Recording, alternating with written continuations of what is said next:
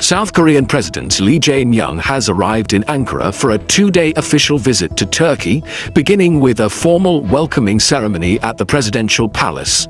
The visit marks a new high-level engagement between Seoul and Ankara, bringing together two major regional economies with a long-standing partnership spanning defense, trade, technology cooperation, and multilateral diplomacy.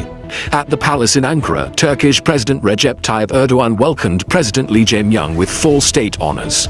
The ceremony opened with a wide shot of the two leaders meeting on the forecourt of the presidential complex. President Lee stepped forward as President Erdogan greeted him, reflecting the importance Ankara places on strengthening ties with South Korea at a time of shifting geopolitical and economic dynamics in both Asia and Europe. The two leaders then moved to the traditional welcoming position, where they shook hands in front of the assembled delegations and media. The handshake, captured in a tracking shot, underscored the formality of the visit and the commitment to deepening bilateral engagement. Both sides have signaled that the visit aims to reinforce cooperation in defense industries, energy, infrastructure development, and emerging technologies. The ceremony continued as the national anthems of both countries were played. President Lee Jae-myung and President Erdogan stood side by side during the anthems, maintaining a composed posture as the military band performed.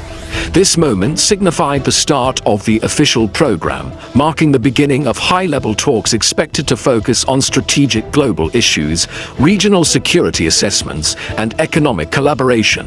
Following the anthem ceremony, the two leaders walked together down the blue carpet laid out for visiting heads of state. A tracking shot captured them proceeding along the ceremonial path, with the palace architecture serving as the backdrop. The blue carpet walk is a traditional element for visiting dignitaries in Turkey, symbolizing official reception at the highest level.